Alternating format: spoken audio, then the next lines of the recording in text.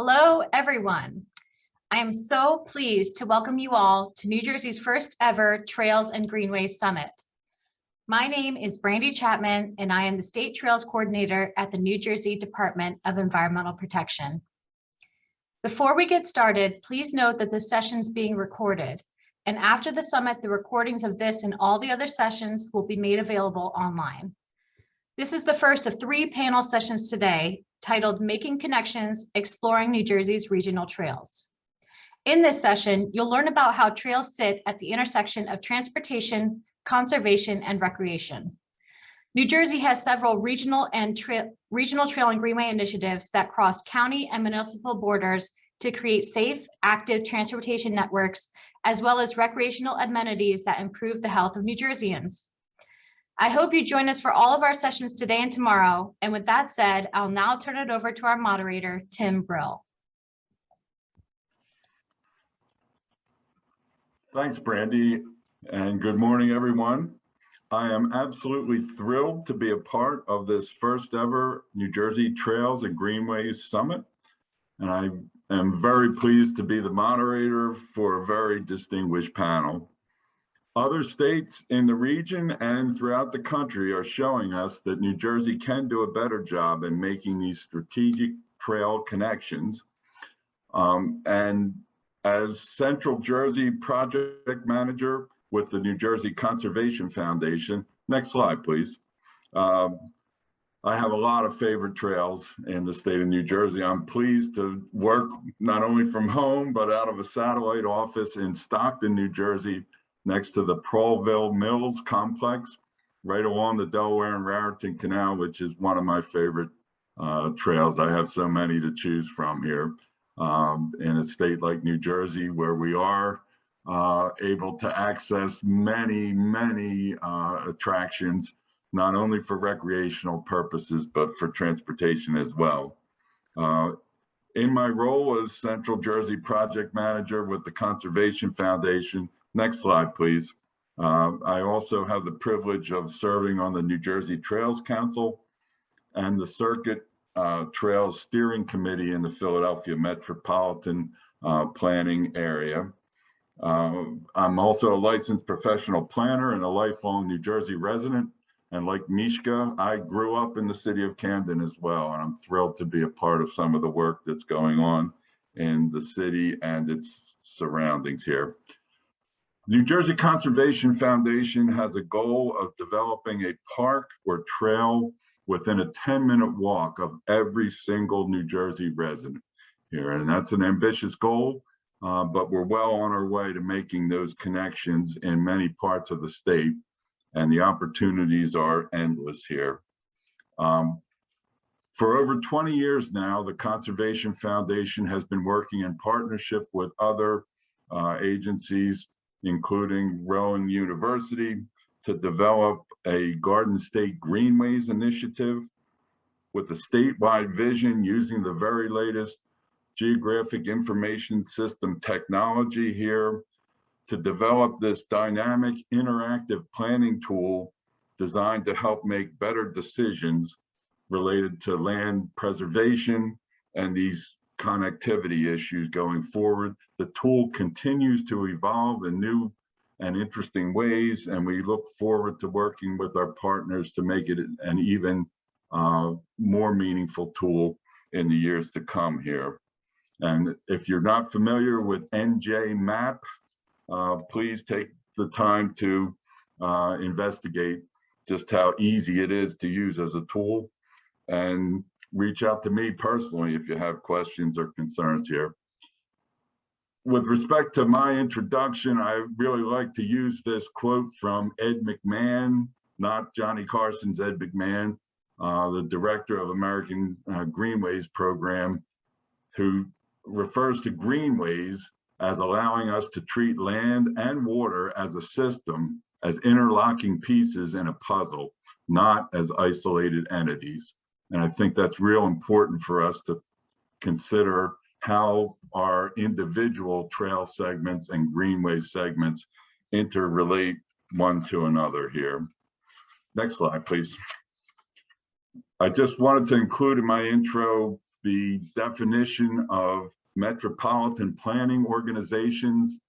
In the transportation world, there's a lot of acronyms floating around, but MPOs are agencies created by federal law to provide local elected officials input into the planning and implementation of federal transportation funds to metropolitan areas. Those are concentrations of population of 50,000 or more people here. And these entities are responsible for the continuing cooperative and comprehensive transportation planning process. In New Jersey, we are fortunate to have three really fantastic metropolitan planning organizations. In North Jersey, we have the North Jersey Transportation Planning Authority. In the Philadelphia metro region, we have the Delaware Valley Regional Planning Commission. And in the Deep South, we have the South Jersey Transportation Planning Organization. And we're very fortunate today to have three representatives from each of the MPOs to share some of their insights on trails and greenways and the development of new connections in the state here. To wrap up with my intro, now is the perfect time to dramatically increase investments in these multi-use trail connections and accelerate the pace of trail construction. We will have time after the panelist presentations for questions, many of which have already been submitted by attendees during the registration process, and we'll try to include as many questions that come up during the session as well here. I hope you enjoy this panel and join us for other sessions today and tomorrow. By way of introduction, I want to just, next slide, please, indicate that we will start with a presentation from Ted Ritter. He is the Manager of External Affairs for the North Jersey Transportation Planning Authority. Ted will be followed by Shawn Megill Legendre, who's the Manager of the Regional Trails Program with the Delaware Valley Regional Planning Commission. Shawn will be followed by Alan Huff, Program Manager, Safety Initiatives and Public Outreach with the South Jersey Transportation Planning Organization, who will be followed by Joshua Osowski. Josh is the Regional Superintendent of the New Jersey State Park Service, and anchoring our presentation will be none other than Elise Bremer-Nei, the illustrious Bicycle and Pedestrian Coordinator with New Jersey Department of Transportation. I'll turn it over to Ted.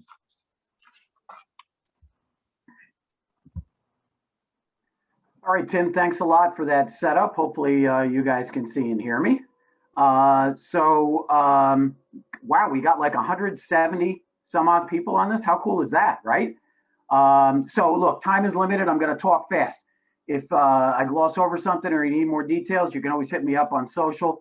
But Tim, thanks for that introduction. I'm very psyched to be on this session today, talking about a really interesting and ongoing effort to create the Morris Canal Greenway Tim talked about this, by making connections, right, both geographically and collaboratively, and also factoring in a lot of patience, because that's required here. Again, my name is Ted Ritter. I'm the External Affairs Manager at the NJTPA, North Jersey Transportation Planning Authority. Next slide, please. So the NJTPA is the federally authorized MPO for the 13-county Northern and Central New Jersey region, home to, according to the latest census that just came out, like 7 million people. So this shows, Tim talked about MPOs. This shows our region, the 13 counties and 2 cities. Our board also consists of representatives from our partner agencies, NJDOT, NJ Transit, Port Authority, Governor's Office. We have a citizens rep appointed by the governor as well. And it's our board's job to prioritize like $2 billion annually in federally funded transportation improvements every year. And yes, some of those transportation projects help create trails and greenways, which is cool. Next slide, please. All right, so let's get down to business and talk about creating the Morris Canal Greenway. What the NJTPA is trying to do, along with the Canal Society of New Jersey and a whole mess of other partners and stakeholders through the Morris Canal Working Group is to preserve, at least to the greatest extent possible, the historic Morris Canal right-of-way for conversion into a public greenway, stretching right across the entire NJTPA region, from Jersey City at the east and Phillipsburg all the way in the west. The original right-of-way spanned like 102 miles. So what chance do you have to work on a project that spans the entire MPO region? Right along, right out of the chute, that's the coolest thing, right? Not many chances to do that. As many of you know, the canal consisted at one time of a network of locks and inclined planes, really complicated engineering marvels, really, to overcome vast elevation changes and distances. The canal at one time was used to transport coal and other raw materials and supplies across the state, helped build up, some of our industrial cities. But by the 1920s, you guessed it, the railroads came in, right? And that pretty much rendered the canal obsolete by that time. Next slide. Okay, so you heard me mention the Morris Canal Working Group, which was formed by the NJTPA. The group consists of county and municipal reps from across the Greenway corridor, members of the Canal Society of New Jersey, of course, state agency reps, many of whom we've worked with on this that are here on this session today. And it's really open, the group is open to really anyone, interested in the collaborative effort to create the Greenway. This group is all about partnership. It's all about connecting the dots of individual projects that will make up the Greenway. And the working group is, I guess about 10 years ago is really when we formed it. And it's important to emphasize that Greenway projects, especially those that span long distances like we're talking about here, or multiple jurisdictions, which we're also talking about here, or historic and cultural assets factored in, which we're also talking about here. These aren't easy projects to accomplish. There's a lot of behind the scenes work and equal amounts of patience required to see these through, not to mention paperwork, right?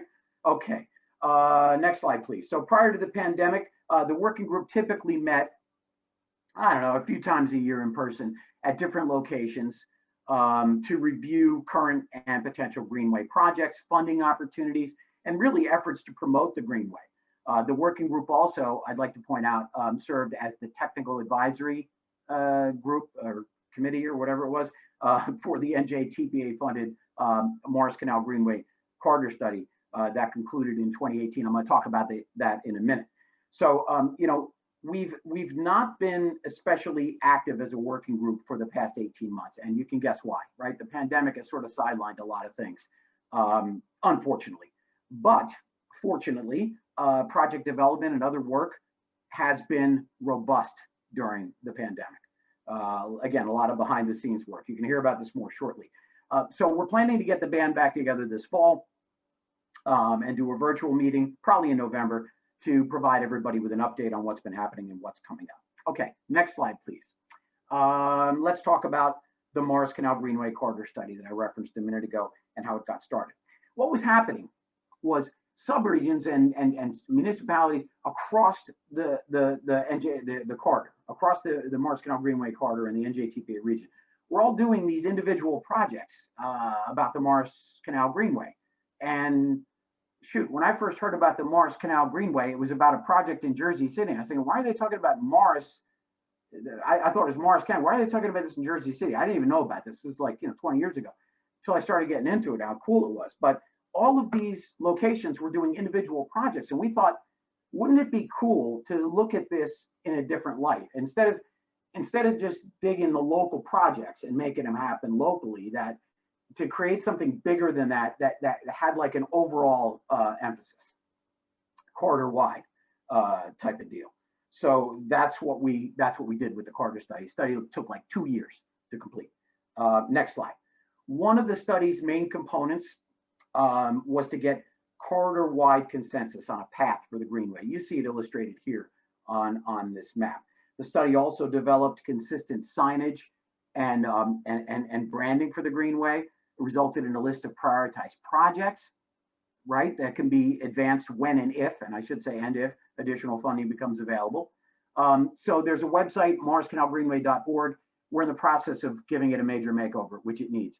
But there are still some resources available there We host this website. Again, we're going to be updating it, but there are still resources like maps, information, results of the corridor study, other stuff like what? There's a design guide for signage and branding that really anyone could use to leverage, or improve upon canal assets in their area.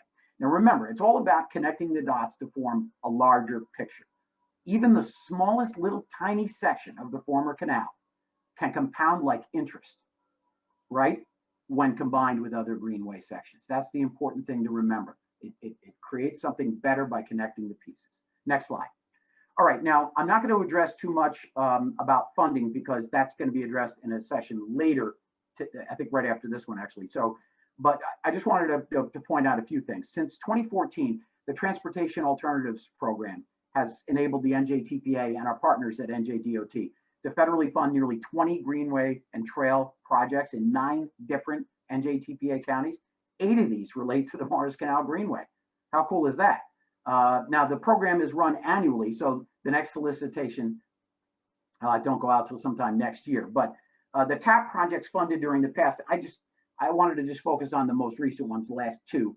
I don't want a whole mess of text up here on the slide. So you can see them here listed, the last 2 program cycles. And one of them, of course, phase 3 of the Morris Canal Greenway project in Bloomfield, Essex County, which has been actively working to advance projects, including the restoration of the historic Collins House there. Next slide, please. I spoke to Joe McKasick at Canal Society of New Jersey earlier this month to help get ready for this session today. He was happy to report, and this is a quote, that despite the pandemic, projects have made substantial leaps forward in multiple locations. One I want to highlight is the Art Along the Greenway project, Passaic County. It was funded by Together North Jersey. Really good example of how to leverage and improve upon former canal assets and draw people to the Greenway through the installation of relevant public artworks. Passaic County has been really at the forefront. One of our other locations actively working to advance Morris Canal Greenway improvements. Next slide. Let's take a super duper quick look at one of the most visible and exciting Morris Canal Greenway projects that's underway right now. This obviously is a historic photo, don't panic. Lock 2 East, sometimes known as Bird's Lock. And you see the old Bird family lock tender's house to the left at Wharton. This is one of my favorite locations where you really get a sense of the scale, the scope, and the sense of place on the Morris Canal Greenway. Next slide. For years, thanks to John Manna, Morris County and the Canal Society of New Jersey and many others, Lock 2 has been under restoration to return to its former glory, Lock 2 East, I should say. Annually, the borough hosts its hugely popular Canal Day Festival here, making it a popular local and regional destination, for a lot of people in the region. Heritage, crafts, music, family fun, all sorts of great stuff. You can see the lock tender's house on the left there. There's the remnant of it. The lock here is partially restored. It's going to be fully operational, back to the way it once was. Really cool stuff. Next slide. So that lock tender's house, you can see we didn't have a lot to work with. It's fenced off here. There's the remains. Next slide. But some of the structure was salvageable enough to create, rebuild, repurpose, and do a replica lock tender's house. A lot of artifacts were salvaged from that fenced-in yard. There was like gears and wheels and plows and all kinds of really cool stuff. That stuff was all saved and being cleaned up. That's going to be part of it. Next slide. So dig this. Here's what's happening now. They're rebuilding it, which is pretty cool. Eventually, it's going to be a whole rebuilt tender project. The lock and the house together. 15 years in the making to get this thing done. So you can imagine the significant amount of sweat equity, paperwork, collaboration, behind the scenes work. It touches all the bases here. That's gone into it. They hope to have that tender's house, by the way, substantially done by the end of the year. So stay tuned on that. Next slide, please. So Lock 2 is just one example of recent work on the Greenway. There's been many others. We'll look at one here. Next slide. I'm getting close to the end, Tim, so don't panic. Here we go. Bloomfield. I mentioned them earlier. Bloomfield, Essex County has been really active in restoring the Collins House and other trail improvements there. Local Boy Scouts are among the many volunteers working to make that Greenway a reality there. Recently, they did a new trail behind Demarest School to connect to Canal Park at Oak Tree Lane to American Way there. And they've been clearing up invasive species and making other improvements to enhance existing trails. This photo right here, I took this a couple of years ago. Bloomfield unveiled its Morris Canal app and new wayfinding signs. Yeah, this was a small little project, right? But you know what? Locally and even regionally, it becomes more important by connecting the dots with projects like this, through partnerships, collaboration like the Morris Canal and the Morris Canal Working Group. Well, that's how you get it done. That's how we complete the Morris Canal Greenway. Remember, your takeaway, if you remember one thing from this presentation today, projects don't have to be big to become something bigger as part of the Morris Canal Greenway. That's it for my presentation. You got questions, hit me up later. In the meantime, I'm gonna toss it over to Shawn. Thanks, everybody.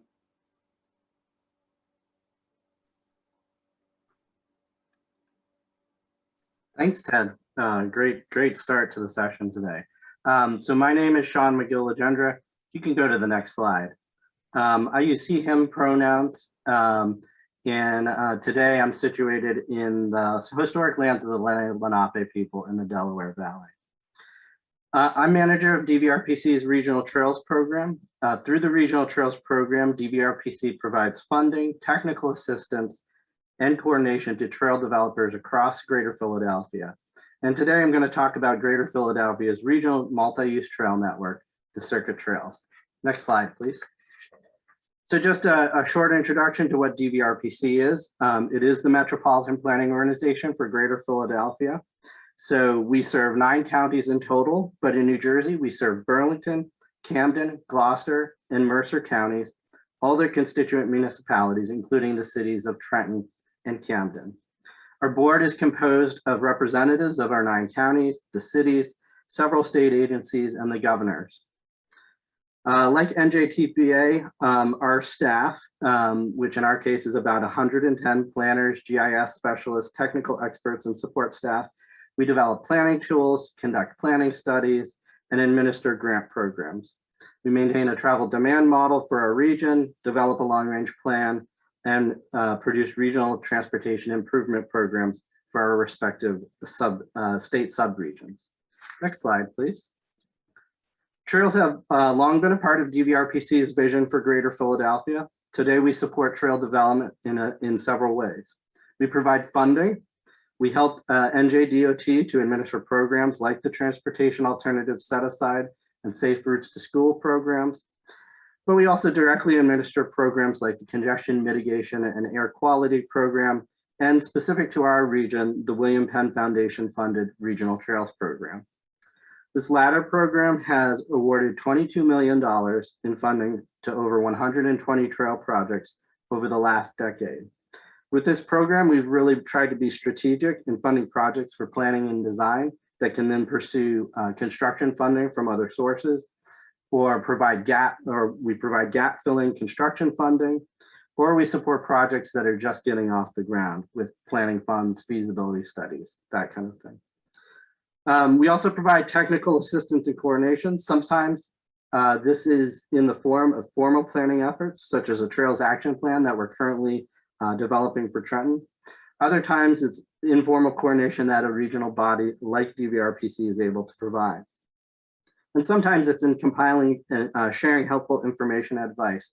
Actually, if you go back to the last slide, you'll see the cover of our new Funding Trails brochure, Funding Trails in New Jersey booklet. That's just a helpful starter point for folks that are looking for where to get funding to take on these projects. And that'll be talked about in the funding session that comes later, but is also included as a handout for this session. And lastly, I'd say we also gather and share data. This includes operating a robust network of trail use counters around our region, but also includes tracking progress on trail funding and trail completion. Now the next slide. But enough of all that. This session is about major regional trails. In the DVRPC region, this takes the form of the Circuit Trails, Greater Philadelphia's regional trails network. What are the Circuit Trails? The Circuit Trails are an 800+ mile network of multi-use trails serving the 9 counties and the 2 states. The network makes connections to municipalities, open space, and other features throughout Greater Philadelphia. But it also serves as a hub for national trail networks, such as the East Coast Greenway and the 9/11 National Memorial Trail. We've made major strides towards completion of the network. To date, across the 9 counties, over 355 miles are complete. That's everything you see in green on the map. About 82 more miles are in design or under construction, orange on the map. In New Jersey, 87 miles are complete and over 30 miles are in design or under construction. Lengthy contiguous segments are already available, such as the DNR Canal Trail in Mercer County. Since 2010, over $340 million in public and private investment has been put into this network. That's a testament to the many partners building trails, advocating for trails, and funding trails in our region. Next slide. So the question that came to me as I was sitting down preparing for this session is, why does the circuit trails have such resonance among funders, builders, and advocates? I want to leave you with two ideas about this. The first reason is perhaps the most straightforward, but it is still remarkable in many ways. This is what distinguishes the circuit trails from a purely recreational or insular trail system. This is the idea and understanding of the circuit trails as an interconnected, coherent transportation network. This opens up sources of funding, perhaps unavailable to smaller trails, and also helps decision makers and funders understand the value of the network. The second reason, perhaps a little less straightforward, but no less powerful, is the idea of the circuit trails as a unifying concept and an ambitious but attainable vision for the future. This is what inspires nonprofits, counties, municipalities, and others to work together to make it happen. Next slide, please. So it's my contention that there are two essential elements of an effective transportation net, and two that the circuit trails particularly excel at. Must be interconnected. It must get you where you want to go. The circuit trails are constructed around this very concept. They connect the region from end to end. They embrace urban, suburban, and rural areas. They link to destinations such as natural areas, employment centers, main streets, and dense urban neighborhoods. And as we've continued to build out the trunks of this network, we're beginning to turn our attention to the neighborhood spurs that can provide the most connection to the most people. We'll strive to do so through the lens of equity and social justice, ensuring those communities that have historically been left out are included. And the circuit trails have also made efforts in inclusive trail planning, which you can learn more about today at the 3:30 session. Another essential element of the transportation network is that it must provide a coherent experience. When you travel, you may seek new and interesting experiences, but you expect a certain coherence from the network you travel upon. This can include easy to understand navigational signage, but it also relies on a certain uniformity. For this, the circuit trails rely on some standards. Namely, trails must be hard surfaces, either paved or hard packed, and must be 8 to 10 feet wide. The idea is that this is a network open to all users, which includes cyclists, strollers, wheelchairs, and other mobility devices. It's helpful that these are the same standards expected in most federally funded projects and are the same outlined in AASHTO's guidelines for design of multi-use trails. I also want to note that a unique feature of the circuit trails, and perhaps one that differentiates them from other transportation infrastructure, is that yes, they're transportation network, but they are also a place to be or go onto themselves. Many of the trails double as or are located in local and regional parks. Many of them connect to or are themselves unique features of our region. And for many, they've provided an outlet and respite. This is nowhere more apparent than during the pandemic, where we saw vastly increased trail use. So the circuit trails is a unifying concept. One only need to look at the 65 plus nonprofits that participate in the Circuit Trails Coalition to really understand this. There are a variety here. Some are what we would think of as advocacy organizations, while others build and maintain trails of their own that are part of the regional network. Some are small, some are larger, but they're all unified behind this idea of building the circuit. And as partners to this effort, the region and DVRPC have included the circuit trails as a regional priority in our long-range transportation plan. Again, the strength of the circuit trails derives from its role as a regional network, connecting our many communities to each other. Finally, the Circuit Trails Coalition, with funding from the William Penn Foundation, has engaged in publicity around the circuit trails, engaging would-be users and working to create excitement about each new addition to the network. That would not be possible without the brand of the circuit trails. Next slide. The Trails community chalked up a major win earlier this year with the opening of the Crystal Lake Park and Route 130 bypass segments of the Delaware River Trail. Elise is going to talk more about this project, I believe, so I'm going to leave it here, but I'll mention that this, from a network perspective, this trail sits at the very important junction of the Delaware River Heritage Trail and the Kincora Trail in Burlington County. So what's coming up next? Next slide. Here are a handful of upcoming completions that we expect by the end of this year or early next.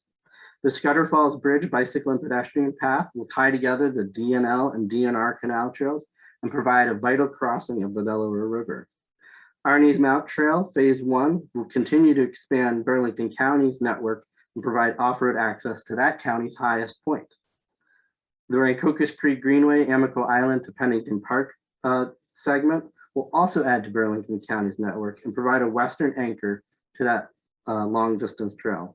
And finally, as was mentioned by Mishka, Kramer Hill Waterfront Park, the new 62-acre park in the city of Camden, which includes a segment of the Delaware River Heritage Trail, is expected to open very soon, as I understand it. All of these projects are made possible with a variety of partners, including the Delaware River Joint Toll Bridge Commission, NJDEP, NJDOT, and various local sponsors and supporters. There are a variety of other trails in various stages of development, and we look forward to more exciting openings and work to come. Next slide. That's all for me. My contact information is on the screen, and now I'm going to hand things off to Alan. Thanks, Shawn. A lot of great information and a really hard act to follow. Next slide. So good afternoon. My name's Alan Huff. I'm the program manager for safety initiatives and public outreach with the South Jersey Transportation Planning Organization, or SJTPO. Next slide, please. I'm excited to get to share with you some of what SJTPO has been working on. So alongside our partners, from our initial steps in branding to identifying some core trail opportunities, as well as some future plans to bring this together into a regional vision. Next slide. So SJTPO is the Metropolitan Planning Organization, or MPO, for southernmost New Jersey, including Atlantic, Cape May, Cumberland, and Salem counties. So MPOs are federally required to enable access to federal transportation funds in urbanized areas. We provide a forum and an approach for addressing transportation issues while bringing state and federal priorities into those conversations.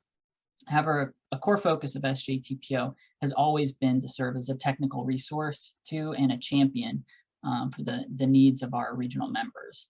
So here on the map, you can see SJTPO in blue, the southernmost counties in New Jersey. Next slide. In 2018 and 2019, in partnership with the Rails to Trails Conservancy, the New Jersey Bike Walk Coalition, Cross County Connection, and our consultant team, SJTPO sought out to brand trails in the SJTPO region and establish a guide for communicating efforts going forward. We received a great deal of feedback on how residents view local trails, how they wanted them represented in the brand, and ultimately selected the brand shown here. In addition, the guide identified some next steps for SJTPO and our partners to follow to try to gain and then maintain momentum. Next slide. So as I mentioned, we serve Atlantic, Cape May, Cumberland, and Salem counties. So for your reference here, SJTPO areas are to the right or south of the blue line. Areas to the left or north are shown for connectivity purposes and are part of the Circuit Trails network that Shawn was just speaking about. Next slide. So there are several large trail facilities in the SJTPO region that are in place or currently underway, including the Atlantic County Bikeway East, the Pleasantville to Summers Point Trail. Each of those are about 8 miles in length. The Route 52 Bridge Trail to Ocean City, which is about 2.5 miles. The new Garden State Parkway Bridge, about 1.5 miles. The new trail in Cape May County between Woodbine and the Cape May County Zoo, and the existing Middle Township Bike Path between the zoo and just north of Cape May. Each of those are just under 9 miles in length.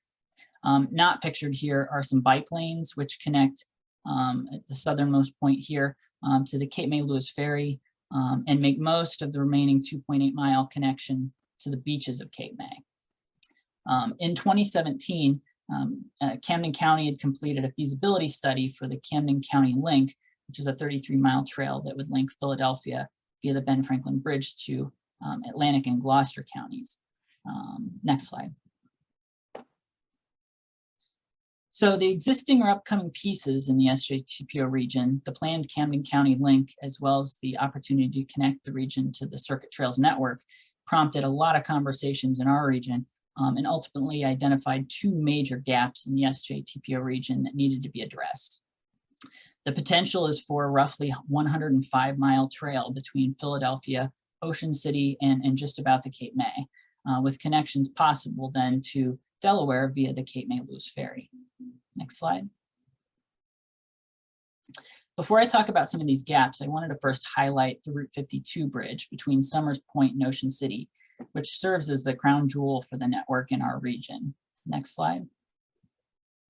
So the Route 52 bridge includes a wide multi-use trail running the approximate 2.4-mile span connecting Summers Point and Ocean City. With its well-designed separation from drivers and beautiful setting, this facility offers just a really beautiful, peaceful walking and biking experience, which has drawn nearly 175,000 people per year since it opened, and over 200,000 people in 2020. Connecting to this facility will be a really strong asset for our network. Next slide. Atlantic County Bikeway West, which is the first big gap we're looking at here, connects the Camden County Link to the existing Atlantic County Bikeway East near Mays Landing. It's the most significant gap, particularly in reaching Ocean City. Next slide. So beginning earlier this year, SJTPO kicked off a consultant-led study to identify feasible routing along this 16-mile span as the crow flies. The project will wrap up by the end of this year. Next slide.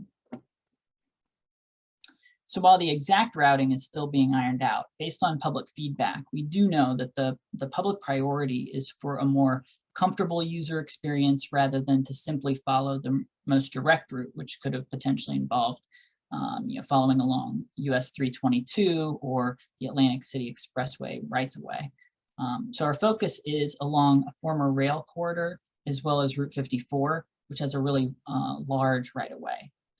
This is shown in the darker green, the lower option on the map.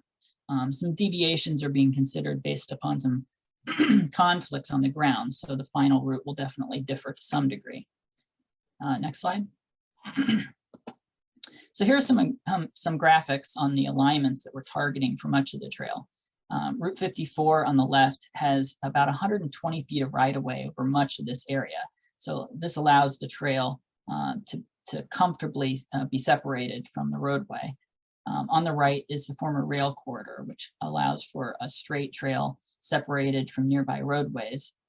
These two sections cover a large portion of the corridor. Much of the remaining work is focused on more challenging sections of the alignment, including through Mays Landing. Next slide. In 2019, a new Garden State Parkway bridge was opened over the Great Egg Harbor.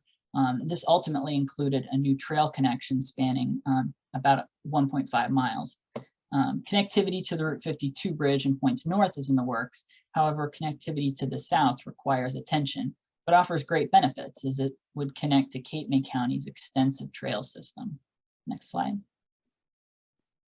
So similar to the Atlantic County Bikeway West feasibility study, SJTPO plans to release a request for proposals for consultant services later this year or early in 2022.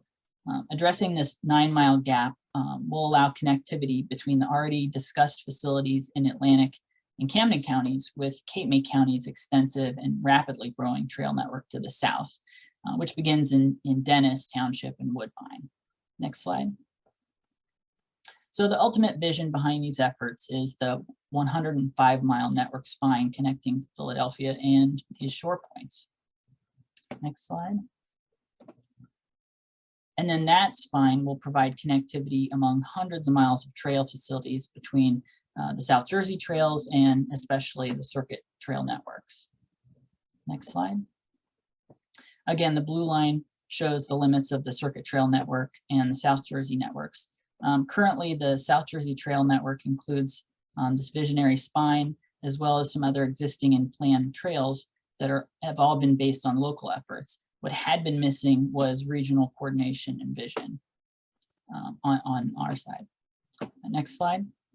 So now we have our brand for South Jersey Trails. We have increasing interest, and we've identified a spine which will connect a number of locally advanced trails. The next step is to bring people together. So SJTPO will be constituting a new committee, the South Jersey Trails Advisory Committee, within the coming months. The first major objective of this group is to begin the process of identifying a visionary trail network for the region. Obviously, there are a lot of lines already on the map based on things that have already been happening, but that's not a full regional visionary network. This will not only include Atlantic and Cape May counties, who are well on their way to a robust network, but also Cumberland and Salem counties, where more work will need to be done. However, from previous outreach, we know that there is a tremendous amount of interest, so we look forward to getting those counties engaged. Next slide. All right, and that's it. Thank you for letting me share what SJTPO has been working on.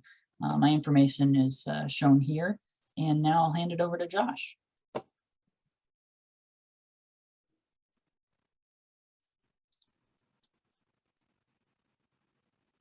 Thanks, Alan. Really appreciate that. And, even for us presenters, learning a lot about how all these regional trails are going to connect up. So thank you for that. My name is Josh Osowski, and I'm a regional superintendent with the New Jersey State Park Service, where I oversee our state parks in the northern part of the state. I'd like to start talking a little bit about why I get so excited about long distance trails.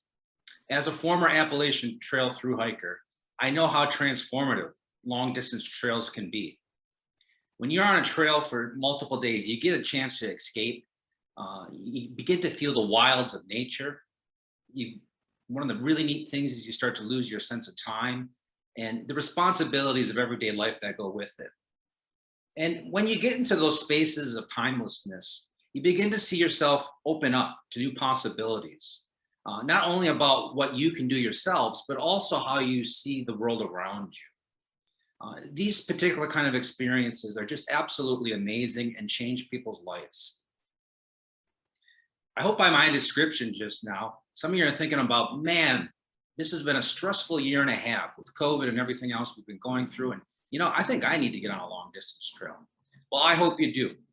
And what I'm going to talk about next is a possibility of connecting 3 states via some of our state park rails and canal trails. Next slide. The initial concept uses some existing trails. You see them in red. And then there's some work that still needs to be done in blue. Next slide. We're going to start south and work north. But first would be taking advantage of the state's already well established Delaware and Ritter Canal. This trail is 77 miles long. And unfortunately, with the storm, there's been a lot of damage, but we'll be working on fixing that. Next slide. And this particular trail connects Trenton to a little north of Frenchtown. And beautiful views of the Delaware River. Next slide, please. And then from there, what we would do is cross over in Frenchtown, where you can connect with the Delaware and Lehigh Trail. That trail currently is 100, or actually when it's finished, will be 165 miles long. Next slide. And the total of that trail connects Wilkes-Barre to Bristol, Pennsylvania. But the concept of this would just use the sections from Easton to Frenchtown. And then from there, we'd be able to get to Phillipsburg. Next slide.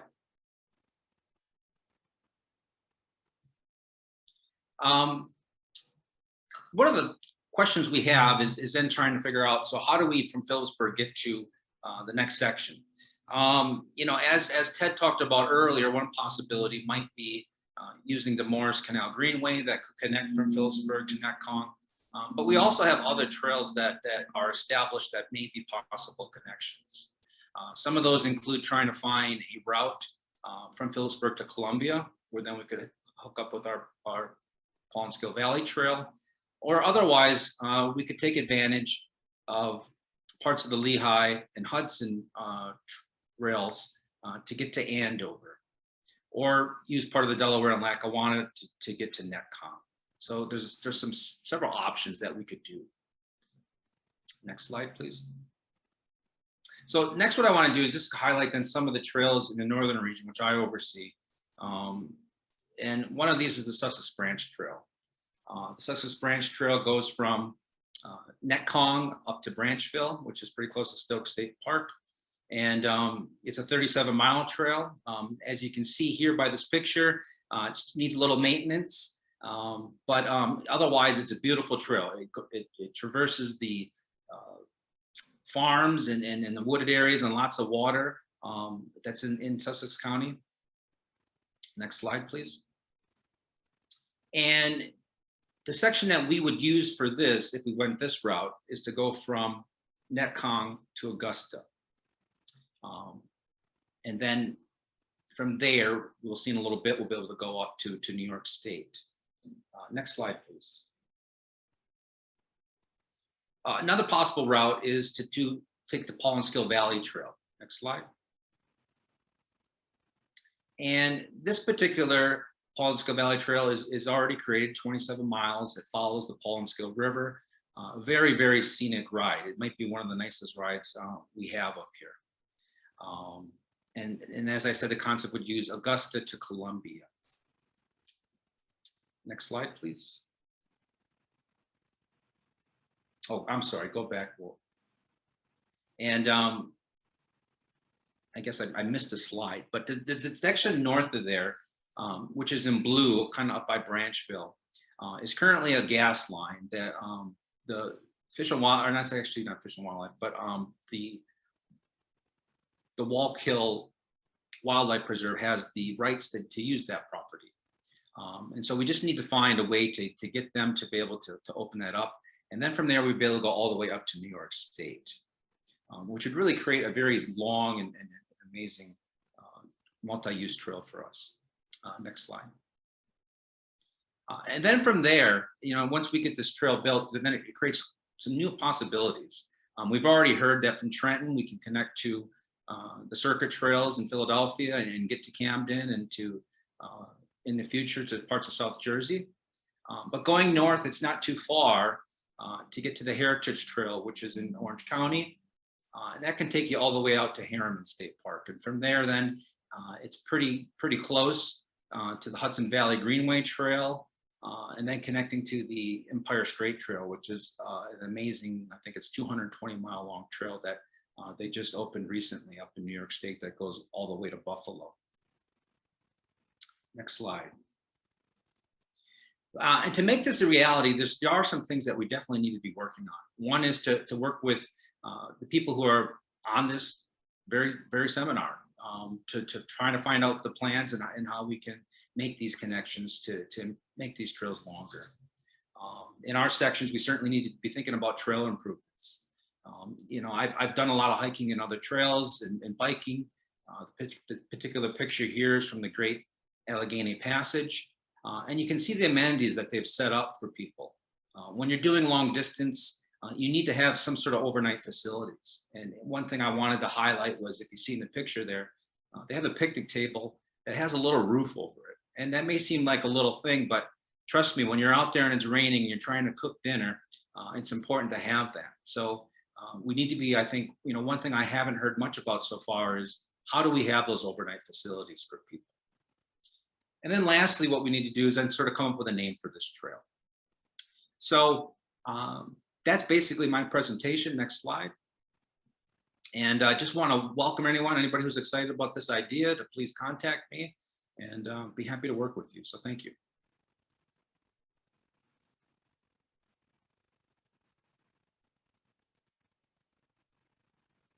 And now I'm going to turn it over to Elise. Thanks, Josh. Hi, I'm Elise Bremer-Nei, and I'm the Bicycle and Pedestrian Coordinator at the New Jersey Department of Transportation. I'd like to wrap up this panel with a discussion of the 3 Ps of trails and greenways in New Jersey, my 3 Ps: planning, partnerships, and persistence. Trails and greenways do not come easily in New Jersey. We are, after all, the most densely populated state in the nation, with some of the strictest environmental regulations, and things like rail lines are needed for trains as much as for greenways. But as you've heard already, and we'll hear more in the next few days, there are really some exciting things happening. My office resides in the planning side of DOT, but we work closely with almost every other unit in the department and with many outside stakeholders. Planning is important. That's where the needs are identified, the solutions are developed, and the vision takes shape. Everything else comes after. This is a page from the 2016 Bicycle and Pedestrian Master Plan for New Jersey. The text could just as easily refer to the benefits of trails, and in fact, trail development is one of the strategies in the plan. Over the years, we have worked with partners on a number of plans and guides geared towards active transportation. DOT consultants have helped to produce the 2009 Trails Plan, the 2016 Bike Ped Master Plan, and most recently, Planning for Greenways, a guidebook for New Jersey communities published in 2019. In the late 1990s, Bill Feldman, DOT's first bike ped coordinator, initiated local planning assistance. This program pairs consultants with communities interested in improving conditions for cycling and walking. Our consultant teams have completed more than 100 plans and studies across New Jersey, including circulation plans, safety assessments, and trail and feasibility studies. Many of these are bearing fruit today as towns use plan recommendations to inform project designs and to apply for construction funds. We are currently doing an evaluation of the program and have mapped all the studies we've performed. One thing this map does not show is the projects currently underway. They include one in the city of Camden, which we heard so many exciting things about in the keynote address this morning. Another is the Perry Street corridor in Trenton, which involves trail connections. The dashed green line down the center of the map is actually an abandoned railroad along Route 1 that connects to the DNR Canal. So imagine if this space could become the space on the right. Another thing the map does not show is the linear projects, most of which are trails. DOT was involved in the planning for the Hudson Riverfront Walkway, much of which is built today. We also helped out with the Lawrence Hopewell Trail in Mercer County. You will hear more about that in the next session. Recently, a feasibility study was performed for the Northern Valley Greenway, a proposed multi-use path along an old railroad right-of-way that runs through 12 towns in Bergen County. Another plan that you will hear about tomorrow is the Elephant Swamp Trail down in Gloucester County. A post-summit trail ride down there is also on the agenda. And then there is the Burlington-Camden Trail proposed along an old NJ Transit rail line that used to shuttle soldiers up to Fort Dix. The BCT is part of the Circuit Trails Network, which Shawn from DVRPC just described so well. It is also a part of the East Coast Greenway, a 3,000-mile-long shared-use trail system linking 25 major cities along the eastern seaboard between Maine and Florida. Next. Next. The New Jersey portion of the East Coast Greenway covers 98 miles between Pennsylvania and New York, passing through Trenton, New Brunswick, Newark, and Jersey City, as well as quiet suburbs and rural landscapes. The route is currently 54% off-road and includes the Greenway's longest completed trail segment, the DNR Canal Towpath. DOT has been involved in the development of the East Coast Greenway for more than 20 years, assisting with routing and feasibility studies and helping to publish the turn-by-turn cycling guide before we all started to use our phones and GPS devices. Most recently, one of our on-call consultants helped with the routing plan for the Essex-Hudson Greenway Connector, which Deb Kagan will talk about tomorrow. These routing studies involve a lot of field work, mapping, and community input. When planning trails, we try to wind through roads and wetlands to connect not only with individual communities, but also with larger trail networks like the East Coast Greenway and the 9/11 Trail, which connects the sites where so many Americans died in September of 2001. Making all of these connections takes a lot of planning. I've mentioned the Trails Plan and the Bike Ped Master Plan, but the Planning for Greenways guidebook is the one this audience is really going to like.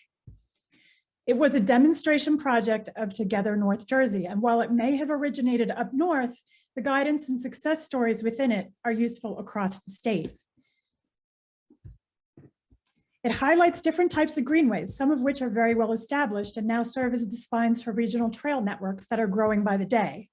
One of these is the Delaware River Heritage Trail in Central Jersey. My colleague Lane Rankin is going to talk about the DRHT in the next session, so I am just going to focus on the planning. The Heritage Trail is envisioned as a 60-mile loop linking 24 communities on both sides of the Delaware River. Planning began in 1996, coordinated by the National Park Service, but the Delaware River Greenway Partnership and a bi-state advisory committee have since taken over that role. DOT funded the route feasibility study in 2000, and we are still working with our partners to make the connections to Trenton and even down to Camden today.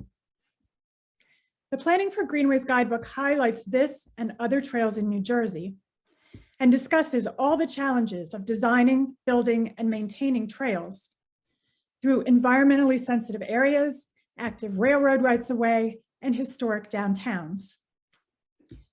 Most of the DRHT has been constructed by county and municipal agencies with federal and state funding. It consists of off-road paths, on-road bike lanes, and wide sidewalks with interpretive signage.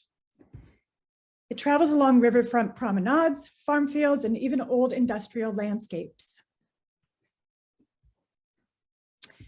The main thing I want to highlight here is the partnerships.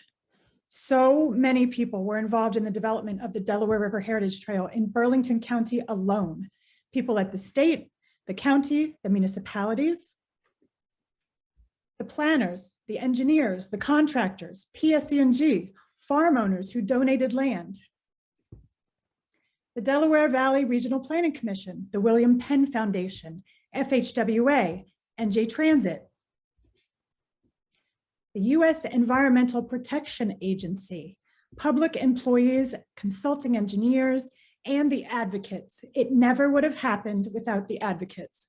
The Bike Coalition of Greater Philly, Tri-State Transportation Campaign, and so many others. A big thank you to Matt Johnson at Burlington County for all this information and so much more. We seriously have to do a webinar just on this trail alone. You might have noticed that I highlighted one name in particular in that long list. Carol Thomas has retired from Burlington County, but she is a force to be reckoned with, a visionary and a champion. When the light rail was built from Camden to Trenton, she fought for the bridge over the Crossweeks Creek in Bordentown to include the trail.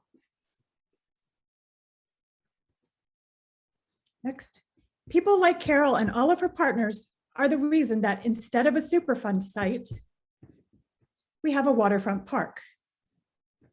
Instead of a filled-in culvert, we have a trail under a state highway. Instead of a dead end in the woods, we have a rail crossing. It comes down to partnerships. New Jersey is a home rule state with 567 municipalities and 21 counties. We all have to work together to build these networks, and NJDOT is glad that we can make use of state and federal funds to help our partners plan, design, and build New Jersey's roads, trails, and greenways to be safe and accessible for everyone. We tried best to do it in our own projects, like the Route 36 bridge that connects the Henry Hudson Trail, which is my background, the Sandy Hook Path, and the towns of Atlantic Highlands and Seabright. We are also doing it now to connect the Great Egg Harbor multi-use path along the new Garden State Parkway Bridge, which Alan just talked about, across Route 9 to local and county roads and eventually to Ocean City. This capital project is currently in the concept development phase. We have a lot to celebrate with this, our first summit, and with all of the trails and greenways that we have already built. But along with the plans and partnerships, we have to remember another very important ingredient: persistence. Some of these projects have taken 25, 30 years or more to go from vision to reality. So get involved, follow your plan, partner with people, and don't let obstacles deter you. And by all means, get out there and enjoy what New Jersey's trails and greenways have to offer. Thank you.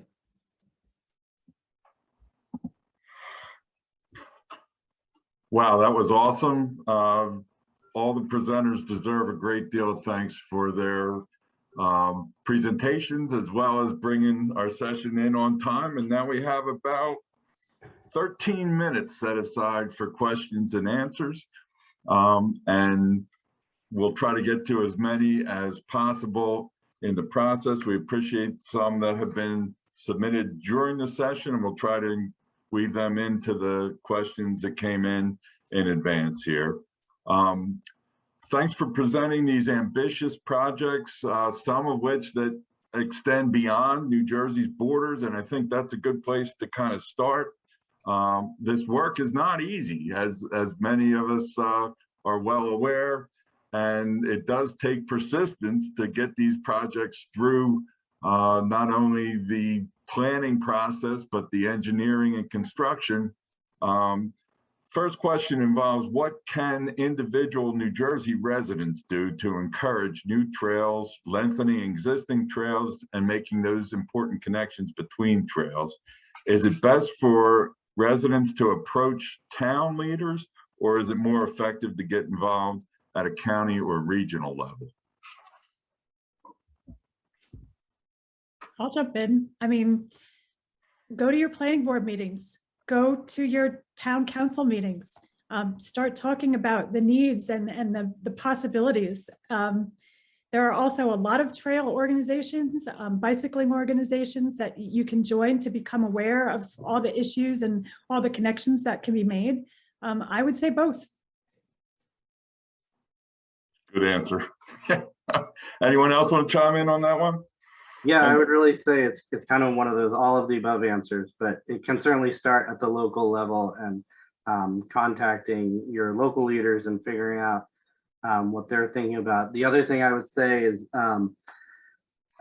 don't forget the planning processes. So when your municipality is doing our comprehensive plan, make sure what you want in terms of trails and other bicycle and pedestrian facilities show up in that plan, because that's often the jumping off point for pursuing funding to actually implement those things. And in a related question here, how can we make the trail building process quicker and more efficient, including that important public outreach process? As a planner, I know the process matters, and the time that's invested in an efficient outreach process often pays dividends down the road, in my experience, but I appreciate any experiences that other panelists can share with us today. Want to go for that, Ted? I mean, I can answer a little bit. We in the State Park Service have lots of volunteer organizations that help us build our trails and maintain our trails. So, you know, that might be one way to do it. You know, the New York, New Jersey Trail Conference is one that serves a lot of our trails up north. So you might want to get more involved with those sorts of organizations. But I think it also kind of just gets back to what people said earlier. Get involved with your towns and your city planning and ask them to do things. You know, I think that's how you speed it up. And it definitely will take more time to get the outreach going, especially in underserved communities, people who their voices are not normally heard in the planning process for transportation or trails or environmental protection. So that we're realizing even more now is very, very important when we invest this money in our transportation and environmental projects. Yeah, and I jump in and say, you know, back to one of Elise's themes, you know, persistence. That's the way to you keep on pushing through those processes, and realize those processes, many of them are there for important reasons, to protect natural resources, to make sure communities are involved in planning. So they're there for a reason, and you do have to work through them. But yeah, sometimes it's, you know, sort of putting your shoulder to it and making it happen, or making the folks that can make it happen know that you're interested in seeing it happen. That, you know, that's how you push it. I mean, there are nuances of, you know, if you can get local or state funding, you don't have to go through some of the federal processes that are involved in trail building. But even the state funding comes with regulations that you need to follow, as well as local funding. So, so yeah, it's persistence. It really is persistence. And when you're at the point where you have, especially like an elected official, but I mean, if you have a champion with you, that can really help move the process along too. So, when you're reaching out so that your municipality, your county, if you find anybody, especially if it's an elected official, but even a planner who's really willing to work with you and kind of help you learn the ropes of the process, that's going to be really helpful. And that's a person you're going to want to work with a lot. And once you get a champion, especially an elected official, that can really move the process along very quickly. I mean, the federal process is what the federal process is, and similar at the state level too. But there are a lot of other parts of the process that can move faster when you have that local support and you have the championship among your elected officials. And two, I think it's important to remember, as has been pointed out, there are certain program requirements that are going to take a certain amount of time to work through. But the sooner in the process you can demonstrate value of your project, whether it's local value to a resident, whether it's value to a governing body or to the region, the sooner you can communicate clearly the value and what this is going to result in will help build consensus and help you clearly message in your public outreach as well. All great responses here. In a related question, how do you think we can best prioritize these trail projects in competing for funding here? I know we have a session coming up around that topic, but I'd just be interested to hear from you folks. How do we best advance trail projects when we're up against so many competing priorities for highways and bridges and transit investments as well here? And I know many of us are encouraged with additional federal infrastructure funding that may arrive someday soon. But any other thoughts in competing for those resources? Well, Do them together. unfortunately, the federal government loves trails. And speaking of the Morris Canal Greenway, it's a win-win project, both from a transportation point of view, from a recreation point of view, from a cultural and historical point of view. The federal government loves it. So you've got that going for you going in. As far as making it easier to prioritize projects, for the Morris Canal Greenway, the projects that have advanced the quickest are the ones that are the least complicated in terms of perhaps like a right-of-way issue, and not so much an environmental issue, but a land issue. So look for the projects that are the easy wins to qualify for funding up front. You can get those, and that will help build momentum for the more difficult ones to follow. But I would also say do them together with the big transportation projects. If you've got a bridge, by all means, go to those meetings, go to the public outreach meetings and talk about the need to get people on foot and on bicycle across those same bridges that the cars need to get across. Make the connections. Those projects are worth billions and billions of dollars, and they really should serve all the different types of people that they travel through and that they connect. So link it to an infrastructure project whenever you can. You can do both at the same time. And to that point, this is exactly why, getting these ideas into the comprehensive plan for your community is important, because when NJDOT is doing a large project and your community can point to, this is in our plan for this piece of infrastructure, this is what we'd like to see there. They're ready to go. They're ready to make the case to NJDOT, and that's exactly what NJDOT needs to. That's the information NJDOT needs when they're contemplating the projects. Okay, thanks. I know there's a lot of effort and energy that goes into trail construction, But let's talk for a minute about trail management after the trail is completed and things like enforcement of regulations on trails, public education about trail etiquette, and kind of building that momentum that leads to an expanded network. So I'm interested in hearing any of your thoughts on that topic. I'll take a stab at that first, because we do a lot of management. You know, one of the things that we're really seeing is a new issue with e-bikes, and how we're going to deal with that. They have fast speeds, and they definitely are in conflict with other user groups. So I think we need to sort of come up with a strategy on how to educate the public on that kind of safety, so that everyone gets to enjoy it. You know, e-bikes aren't going away. And as far as management, it's tough, right? I mean, it takes a lot of money and resources to keep these trails up and running, and with climate change happening and trees coming down and the damage that's happening to our trails regularly, it's only getting more expensive. But the one thing on the bright side that we see is the public absolutely loves these trails. They want these trails. So I just think we need to find a way to make it more of a priority in funding. And once we have that in place, the management becomes a lot easier. And I would think that, you know, groups like the Circuit Trails and the, you know, now Alan has his own brand down there, the South Jersey Trails, you know, once those groups get going, that is an excellent way to get the information out to the public about things like trail etiquette and rules and regulations and things like that too. All right, great. That's really good information.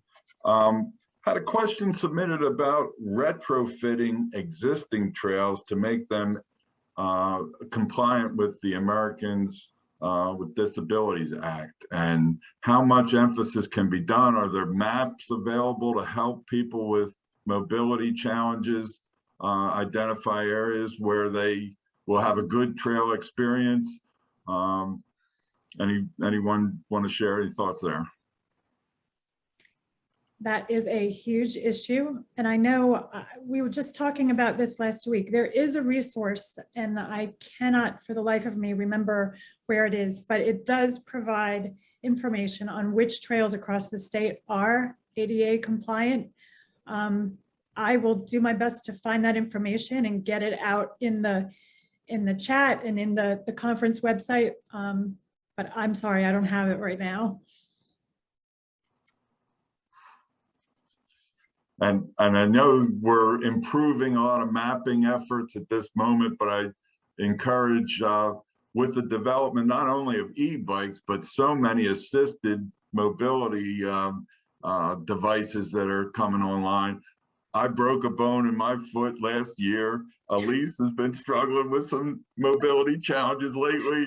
I broke my ankle on a trail a month ago, but yes, now I know with my crutches and my little knee scooter, how important it is to make these trails accessible. No question. And you know, accessibility on the trails, there are a lot of different issues wrapped up in that. One of them that does come to mind though is where they intersect with roadways. And you know, there are a lot of conversations that are starting to happen. NJTPA's kind of been leading a lot of those conversations about looking and inventorying where trails intersect with roadways. So you know, that's kind of an early step in the process, but that's definitely a conversation that's happening across the state. And you know, I would say, you know, by and large, because of the standards that I talked about that the circuit trails have to comply with, they are more open to folks who may have mobility issues that need a flatter, harder surface.